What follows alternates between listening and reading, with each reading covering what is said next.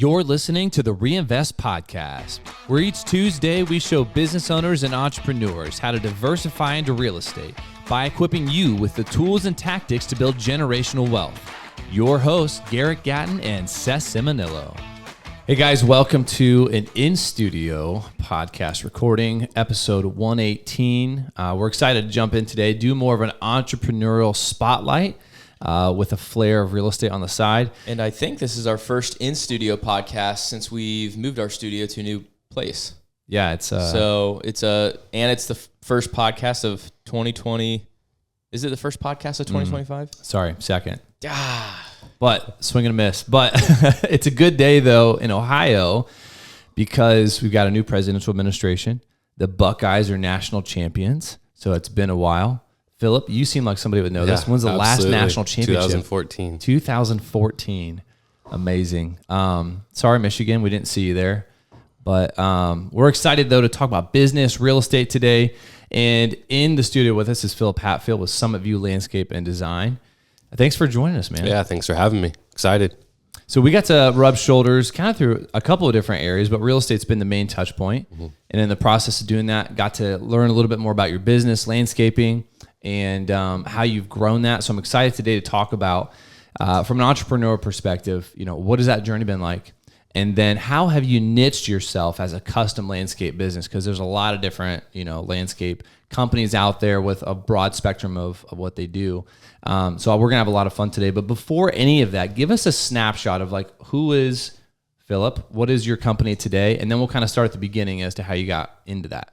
Yeah, so personally, I'm married with our first daughter. She's 15 months old. Nice.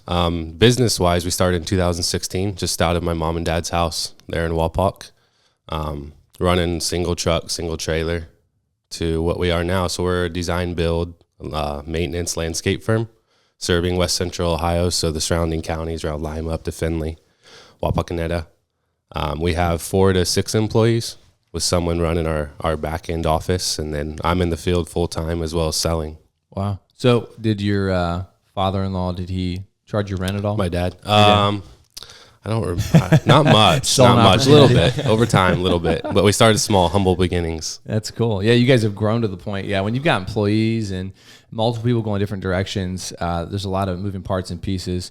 So, can we go back even further? Yeah. What made you, first of all, just go back even further. What made you want to start your own business? What was it like coming out of high school?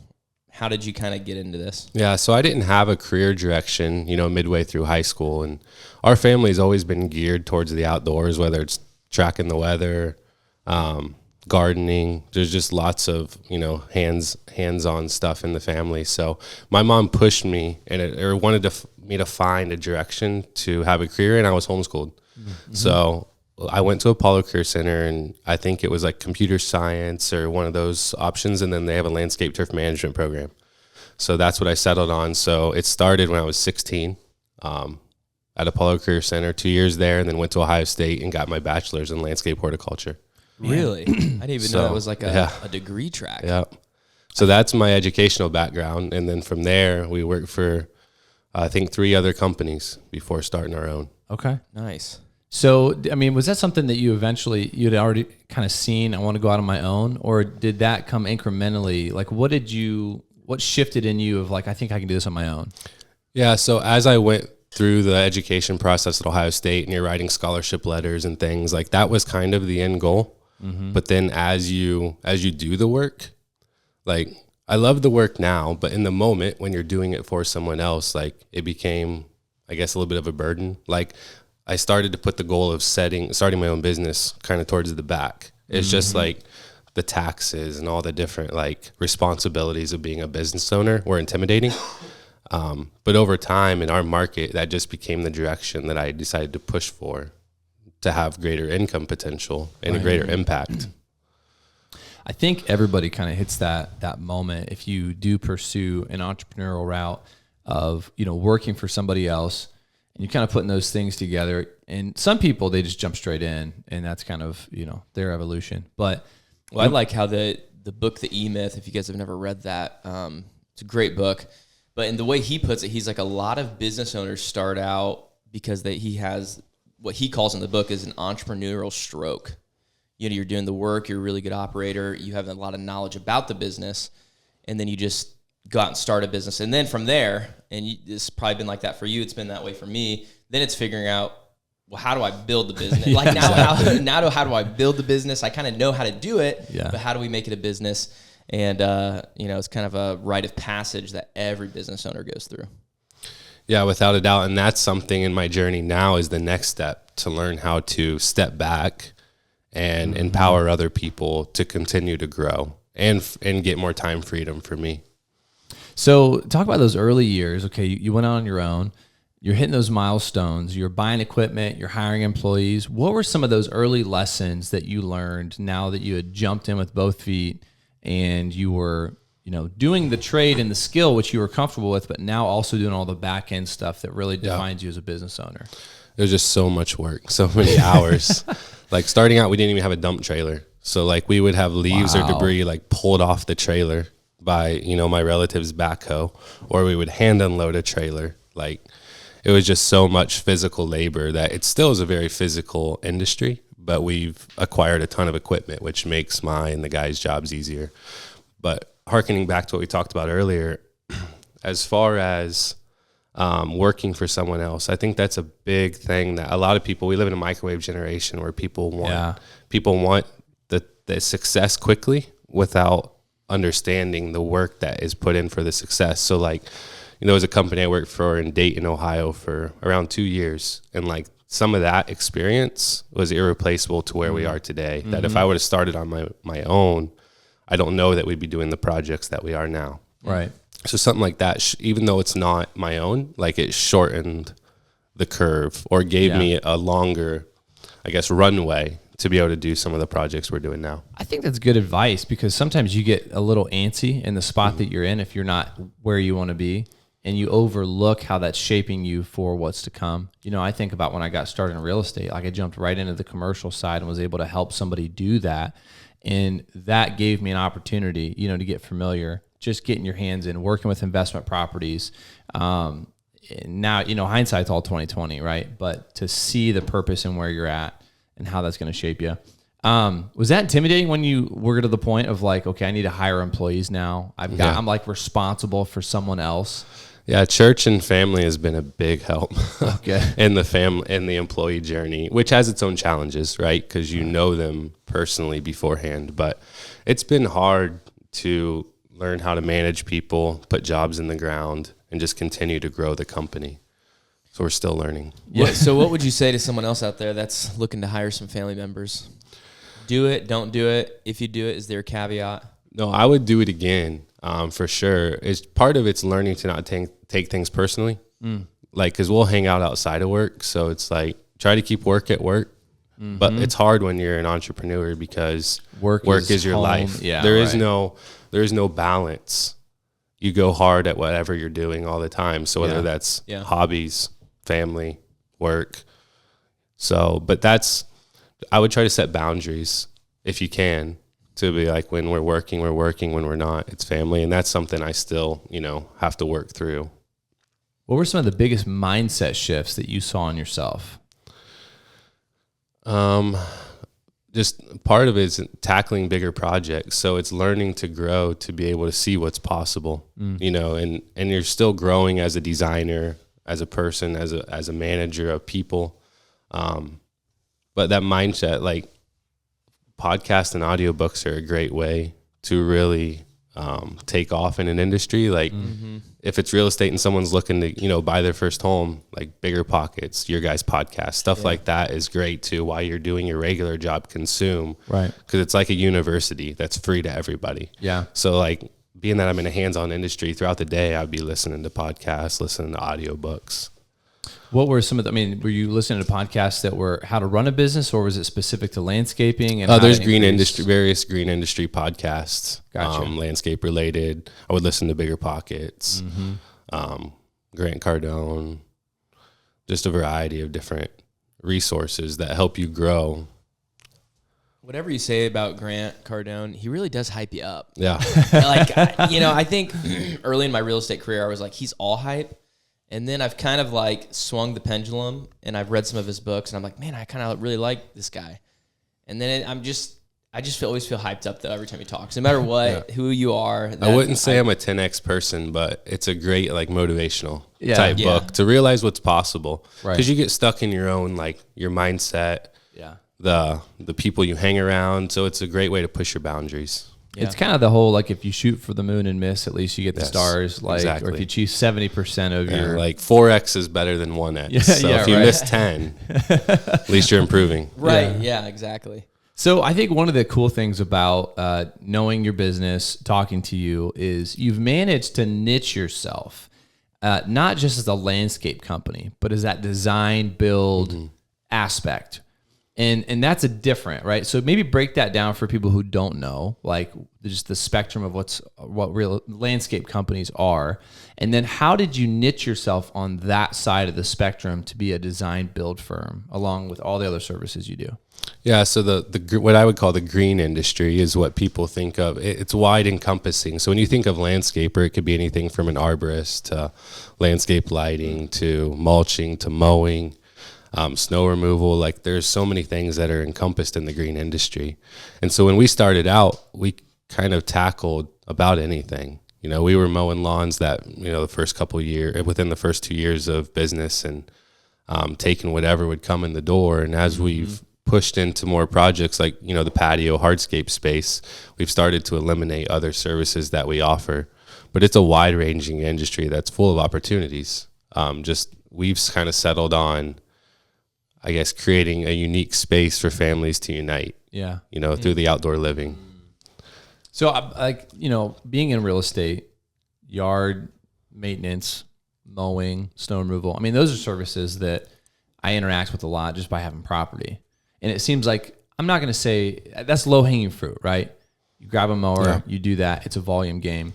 But what you're doing is a little more custom. So starting out, you had to take anything that you could get, right? Yeah. And that's where you're at when you're starting out. You're like, if it can bring money in the door, I'm going to do it, and I'm going to cut my teeth on it. It's gritty, it's long hours, it's low margins, it's volume, all that stuff. Well, you're working in the business, but then you have this conscious, maybe it's a passion or just the awareness of, this is not where I want my company to stay. Mm-hmm. So what tactical decisions did you do to start to kind of steer that ship into a different segment of the green industry? I don't know if there was anything specific, but as projects come in, I've heard this before, is you get known for what you do more of. So if you want more lawn care jobs, then post them on your website, post them on Instagram, and if you want more paver jobs, which is what, we love doing, those outdoor living jobs, and that's what you need to focus your marketing around, and you're communicating to your vendors about what you're looking for. And that's the same thing. Like, you could apply it to real estate, same way. I mean, if you want more mobile home park deals, then you shouldn't be advertising for single family homes. Mm-hmm. So that's kind of been how we've shifted as those projects have started to come in the door. That's what we've kind of built the company around. But is there a fear that you're going to say no to what fed you in the beginning, and you're not able to replace it with what you want? It's that in between, right? You've got 1 foot here and 1 foot here. Yeah, with lawn care, when we got rid of it, our sales went up by about $200,000. When you got rid of lawn care? Yeah, because it opened the door to be more profitable in projects. Wow. But there is that, like, when you're getting rid of that reoccurring revenue, the problem is we were not scaled in that direction. So it's hard to be profitable when you're not playing the volume game in the lawn care industry. Right.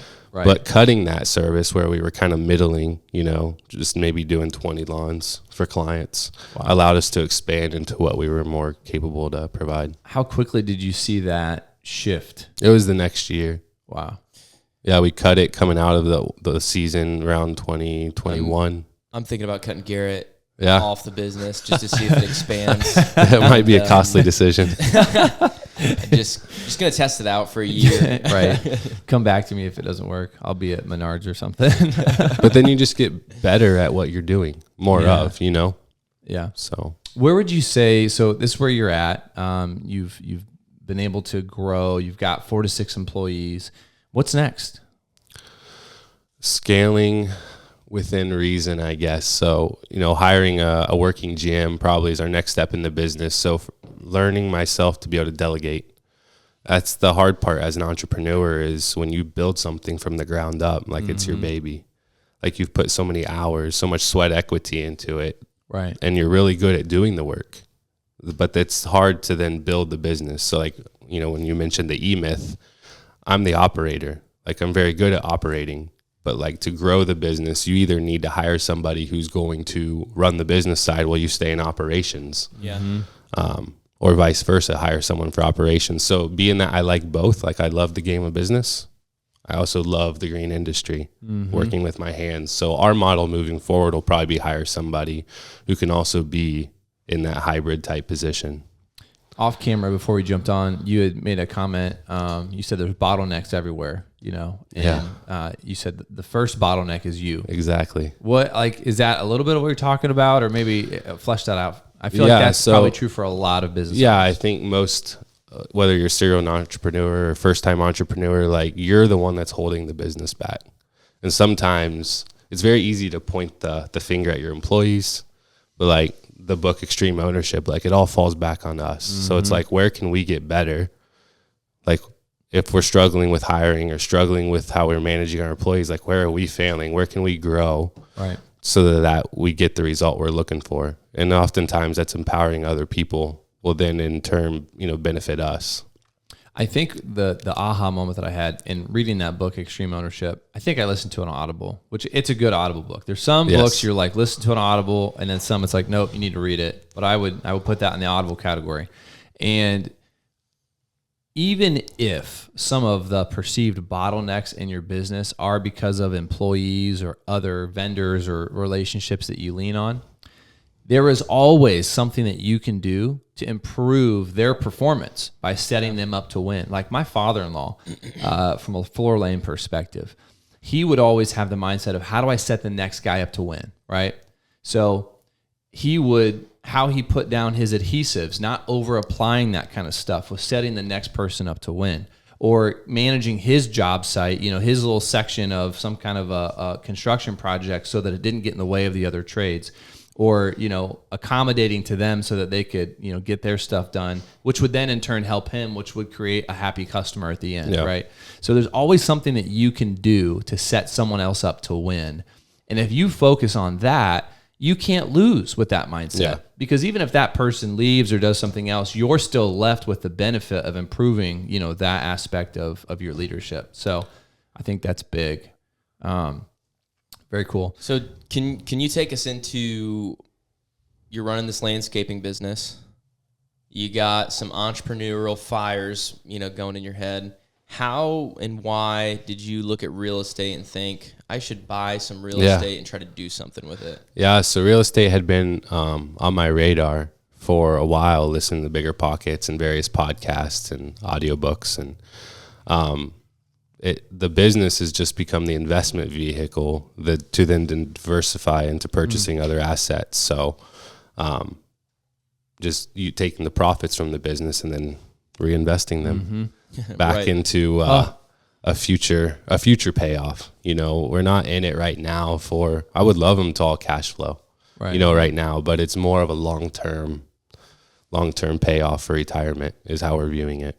I think there's one real quick. You said to reinvest it. Most people don't know this. Reinvest, our podcast name, stands for Real Estate Investing, RE, invest. We've had a lot of people that went over their heads. So if you are listening to this and you've never made those connections, now you know. Now you know. So I think the interesting thing about real estate, and I've seen a lot of business owners do this, the business spins off the cash. It's the disposable income. And every business owner is faced with this dilemma of like, how do I set up retirement? Or something that's going to be wealth building. And, there's 401ks, but some of those investment vehicles are more for employees. So you have to be a little bit more strategic about that when you're self-employed. And you've elected for real estate. How, are you looking for certain types of assets that are more hands-off? Do you mind being hands-on? Do you see owning the real estate as tying into what you do from your business, so you see some overlap to be able to service those properties a little more hands-on because you're in the green industry? So right now for us, it's kind of a mix. Like I see the advantages of passive stream of income, long term. Right now we're into like we own a midterm rental, and then partners on a short term, starting another short term. So it's kind of, without purposefully doing this, it's kind of focused around that customer experience aspect that we're already involved in our daily running of our business. So it's kind of naturally gravitated that way. It doesn't feel like you're doing something completely different. No. You're able to take the marketing efforts that you've done here and apply that. Correct. And it's still a growth curve. Like our real estate business in time will transition, I think, towards the direction the landscape business has went, as far as more of a narrowed focus.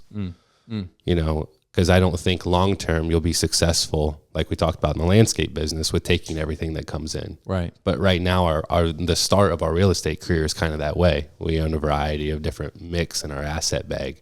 That long-term, I think we'll kind of pick one or two directions and go that way. I know you said there wasn't necessarily anything super intentional that you did to niche more into that design build type of the green industry. But I think there's a lot of entrepreneurs and business owners that stay in the spot of trying to hold everything in this big basket. So as you've seen that, what do you think the disconnect is, or what advice would you give them to have that courage to cut off, maybe something that they're afraid to let go of? Yeah, so I just heard this week from a business coach, but he said you can have two things. You can have trust or you can have control. And I think as an entrepreneur, a lot of times you want control, whether that's control your future, control your income stream, control your service offerings, control your employees. But the way for you to grow both personally and in business is to find people that you can trust. Mm-hmm. And maybe that move is jumping full bore into the design build versus just that I can do everything, chucking a truck, part of landscaping. So, but it takes trust to take that next step, because, when you start cutting some of those services off, right, it can be a little worrisome. That's good. All right, we're going to jump into our smaller pockets segment. So, Phillip, go ahead and tell us about either your worst real estate deal, if you've been up to that point where you've had one, or your maybe worst deal in business with your landscaping business so far. Yeah, so it'd be more of a business deal, but I think it was 2020. We took on a large commercial project, which was, we were still fairly young in business, and it was probably a little outside of the scope of work that we would normally do. A commercial installation there in Wapakoneta. We partnered with another landscaper, so that's another variable there.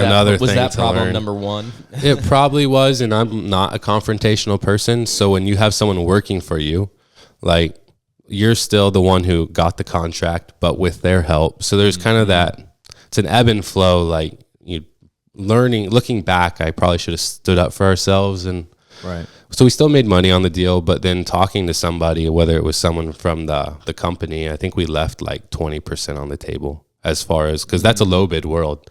That's why we don't do well with bid build work, because like we prefer to offer that experience to the client over just putting a product in the ground. When you're in the commercial space, you're just putting a product in the ground. Right.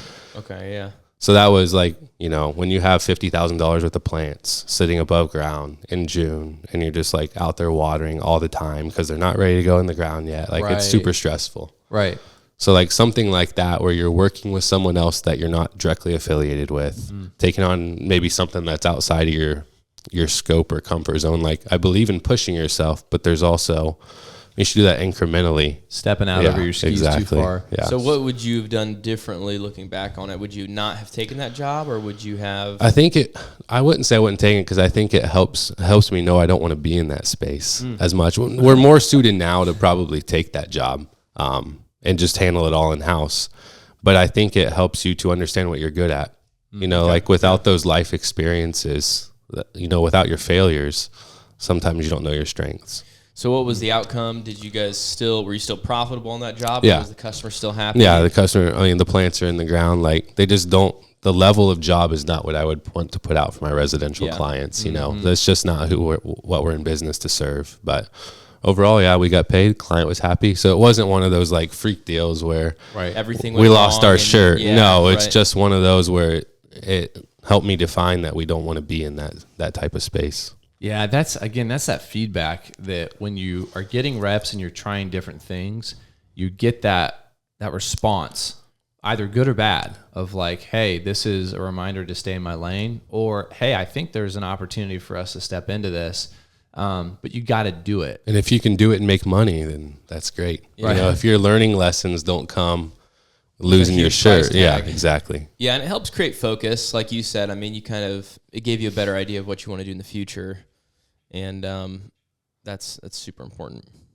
All right, we're going to go into what we call our little nugget. So, Phillip, we're going to expand this. This is one practical takeaway or piece of advice for our listeners to implement. And we're going to say to their entrepreneurial journey. So what is something that you can impart, maybe something we haven't discussed yet, that's been either very fundamental to the way you operate your business or something very practical? Are you familiar with Mike Michalowicz? No. So he wrote books like Profit First, Toilet Paper Entrepreneur, or something like that. But the book I'm listening to now is Pumpkin Plan. Okay. But his concept is to grow the biggest pumpkin. So like when you're trying to grow the biggest pumpkin, you know, to win an awards contest, you're removing all other plants in that area, all your weeds. You're constantly weeding, you're pruning. And that goes back to kind of that service mix we talked about earlier, is to, like, you're not going to be remembered for all the little pumpkins. So it's like, what are you the best at? And then focus on that. And whether that's one or two things, but identify that best client, like the client that you would drop another phone call to take. Like, those are the people you should want walking in your door. The one, if you had to go spend time on an island for 5 years, like, who's that client you would take with you? Yeah. It's a rehash a little bit of the 80-20 principle, right? Yeah. What's the 20% that yields the biggest outcome, and do that more? And it goes back to that fear that when you start cutting clients or cutting services, like, you're giving up some control. And you have to trust that that's moving you in the right direction. But people will remember you. Right. Like, they don't remember who finished second in a race, Right. Notre Dame, but they'll remember who wins the title. Like, so it's like, be the best at what you do. That's Notre good. Dame probably put up some sort of like flag at their school though. And Exactly. like, we got second. Made it to the national championship in 2025. What's been one of the best resources in your business development? Networking within the industry, I think, is super important. So whether that's through social media, trade shows, but then back to what we mentioned earlier is just podcasts and audiobooks. It's just a way to grow yourself all the time. Yeah. Without having to be in a classroom. And that could be learning anything. Could be a hobby. Could be, I listen to sports podcasts. Just whatever you want to learn more about or become better at, then podcasts and audiobooks are a great way to.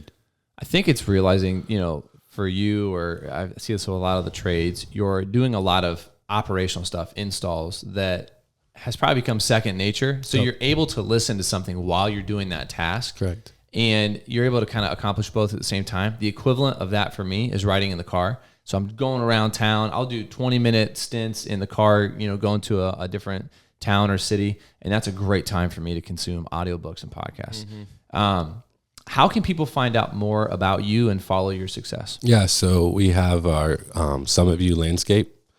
You can find us on Instagram. You can find us on Facebook, or connect with me personally on Facebook would be awesome. On the talk? On the TikTok? Oh, no. No, and Which would be hard to do right now anyway. So. That's another place to grow for us this year, social media, because what we do is so visual. Yeah. It's a way that I think we can impact people by, or grow our client base is through those visual, but TikTok's not something we've dived into, so I don't miss it. I think it's back temporarily or something, isn't it? Didn't he put like a 75-day hold on it? Yeah, my sister deleted it, and then it was back, but then you can't reinstall it. Oh. Interesting. That's what she had happen. So interesting. Yeah, wow. I wouldn't know. I'm not hurting. So interesting. Awesome, man. Well, Phillip, thank you so much for coming on, giving us kind of your entrepreneurial journey, and taking the time to do it. Yeah, thanks, guys. As always, excited that you joined us for another episode of the Reinvest Podcast. If you want to learn how you can use your hard-earned capital to diversify into real estate, go to our website, reinvestcapital.us, and shoot us a message. Move farther, reach higher, and grow deeper.